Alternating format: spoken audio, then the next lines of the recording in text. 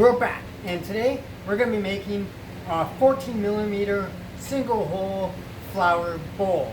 Other people call them different things. I'm not too sure. I call it a bowl for your flower on a bong.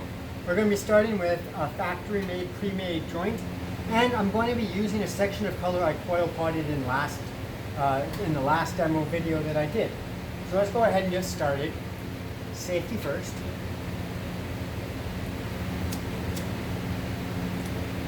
If anyone's wondering, I'm using a Nortel Hydra torch. It's a very special and somewhat unique torch. I believe this is about one of 10 torches that are in existence. A little quick run over. It has a very small flame, as you can see here. It has sort of a medium flame right there. Boom. And it has a very large flame, as well as some other modifiers to adjust the chemistry of the flame. Very, very nice. So first up, I'm going to be working on the handle of the bong, or of the hand. So first up, I'm going to be working on the handle of the bowl. So when I'm finished creating the bowl and morphing it out to shape, I can attach it on and just be done without having to worry about fussing around with the bowl and worrying about the heat base on it. So first up, I'm just going to be using the middle heat here. And in the last video, you will have noticed that I kept a very small section of the rod of glass aside, and whoops. So what that is going to allow me to do is use this to form my handle, and that way I'll have a matching handle. Some people like asymmetrical bowls, or bowls where the handles don't match. I generally prefer one that does, so that's what I'm going to do. Well, one thing I am going to do right here is I'm going to be taking a piece of 3 millimeter clear glass, and I'm going to be lining this with it, and that will be trapping some of the silver properties inside of the glass. On the finished product, you will see what that effect has, I believe. This is not a color I'm necessarily familiar with, so I'm sort of experimenting with it along with you in this video.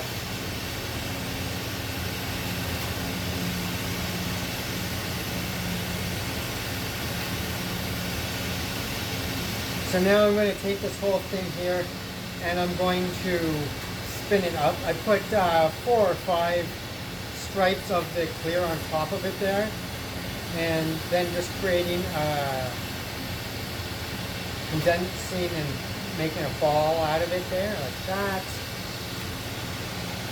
And now I'm going to pull this down into sort of a horn shape by heating the center and controlling the heat base. You can sort of play with this and practice with it, but as it cools down, the thinner glass is going to heat up, or it's going to cool down quicker than the thicker glass. So now that I've waited so long, I can begin to pull, and the glass that's going to move is the glass that's sort of towards the center there that still has heat to it, whereas the edges are going to move a lot less. Now I'm just going to take one side here, condense it up into a bit of a ball, so when I attach it to the side of the bowl, it has a nice connection point.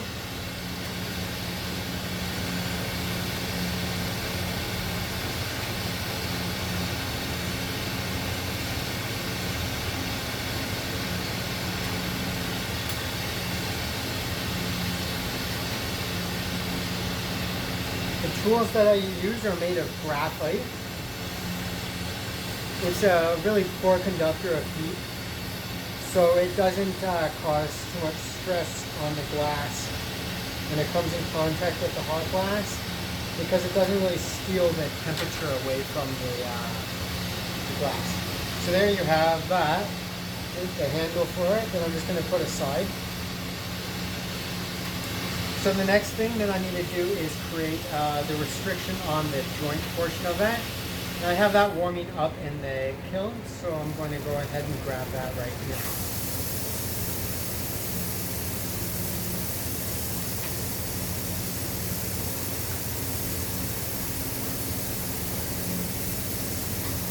Here's the 14 millimeter joint that I'm going to be using. Most of the clear that is attached to this currently I don't actually need.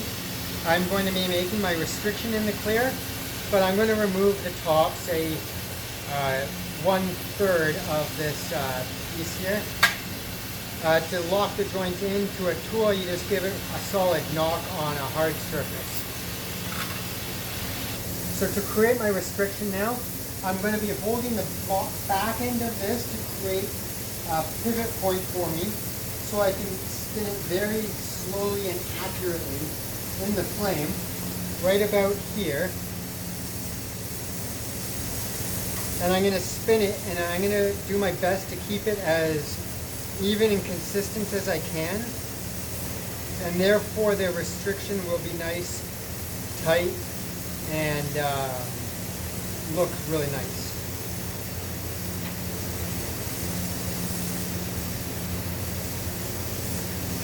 One thing I caution everybody is that the hole is smaller than it looks to be in this state right here. So always double check your work before it's too late. So I'm now going to look at this and determine that I can go just a tiny bit smaller on my hole here.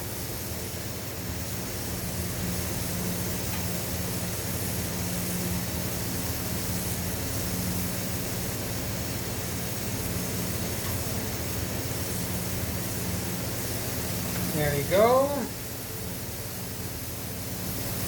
So what I have here now is essentially a restriction right at the top of the joint, and then a small bit of clear at the top. And the small bit of the clear at the top really is no longer needed.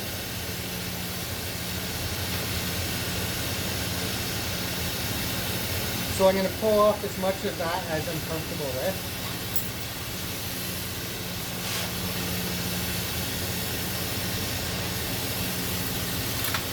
Now using a graphite reamer,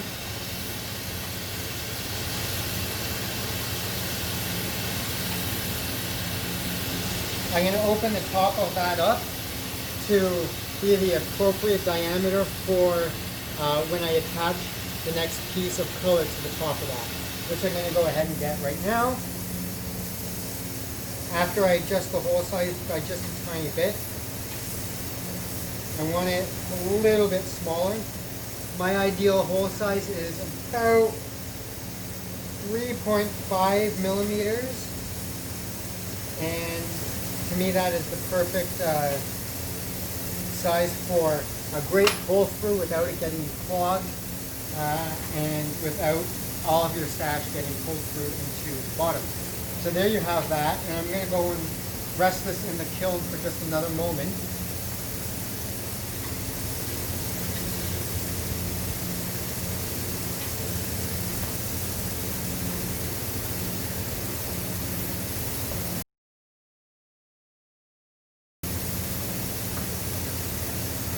While I get this section of color that we worked on last video ready to turn into a pole. So what I'm going to be doing for this is stretching it out just a little bit longer with a blow hose in the back, so I can also control the thickness a little bit.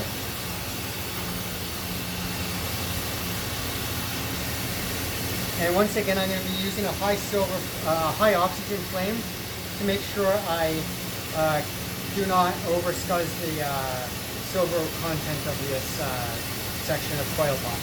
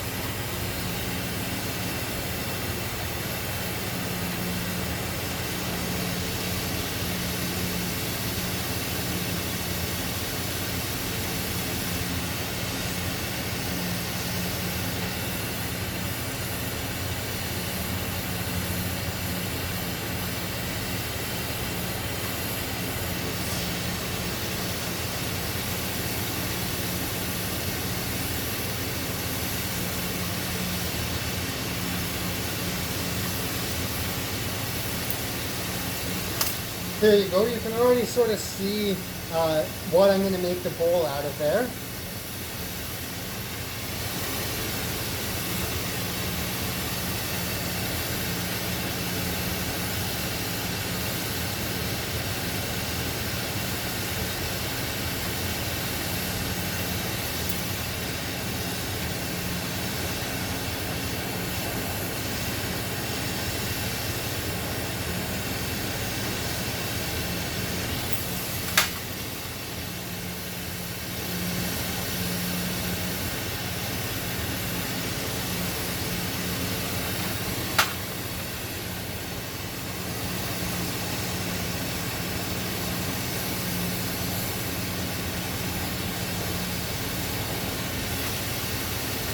So I've now opened this hole up to match that of the one at the bottom, at the top of my joint, sorry.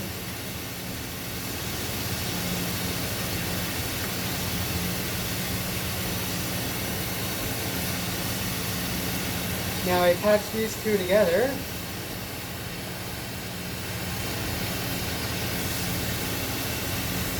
And now I'm going to disconnect from the blow tube in the main section of color the amount of the coil pot that I want to work into my bowl. Now it's always important to make the section on this side larger than what you believe it needs to be, because it's a lot easier to pull some of this off than it is to add back onto it at this point. So the first step there is just to even the wall thickness out at the very end and tip of the section. That'll make my life a lot easier later on when it's all thickened up a little bit. So now I'm just going to spin it in the flame and allow it to get molten and allow it to start condensing down on itself. And as soon as it starts condensing more than I'm comfortable with, I blow it back out to the shape and size that I want it to be. I'm going to rinse and repeat that until I'm satisfied that all of the walls inside this bowl are the same consistency and thickness.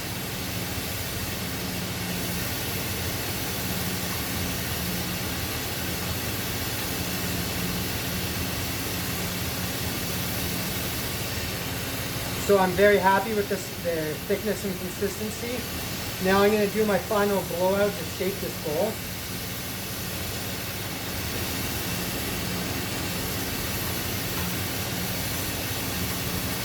And now what I have to do is allow this just to cool down, so when I pop the hole at the end, it's a controlled hole that I pop open. I don't want the glass around the hole to move at all. So it's now ready for me to do that.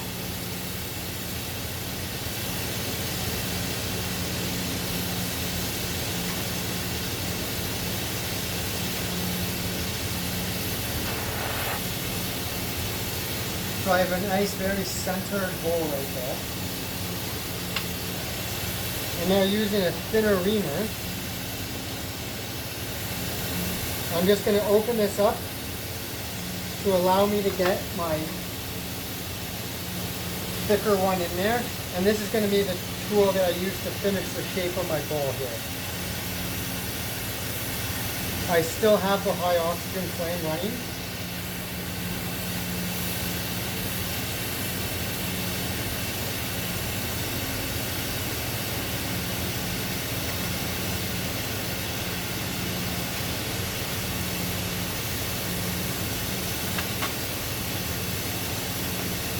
Some people like using top torch tart marvers for this part of the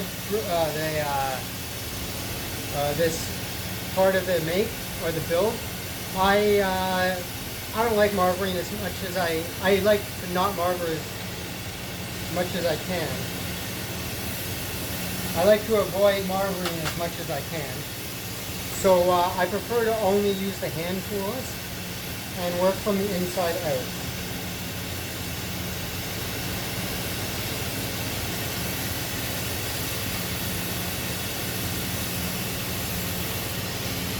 I'm now just going to run some heat over the top lip of this, just to thicken it up a little bit.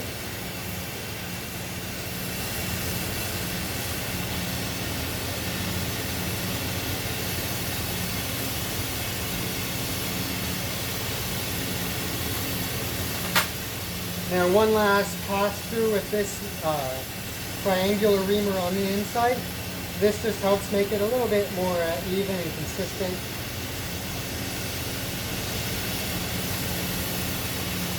Boom. Now I'm going to warm the bottom of my horn while keeping the bowl hot at the back of the flame.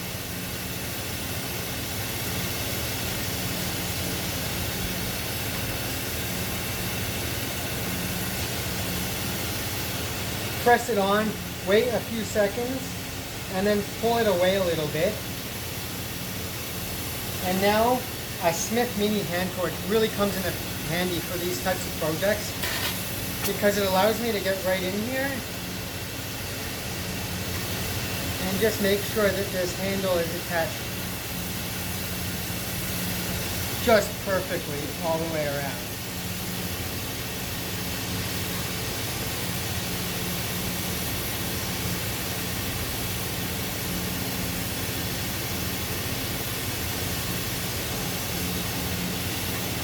Now add a little character. I'm going to heat this horn up,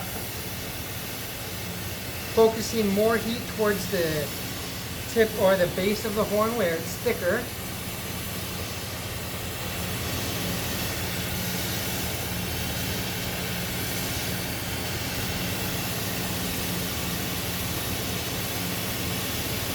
And then what I like doing is, at this point, I take the very top of the horn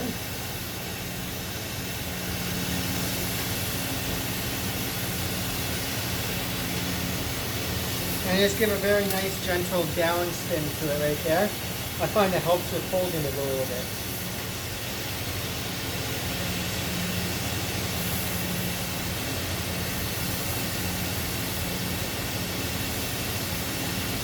Right now I'm just getting rid of any stress marks on the glass from where I bent it.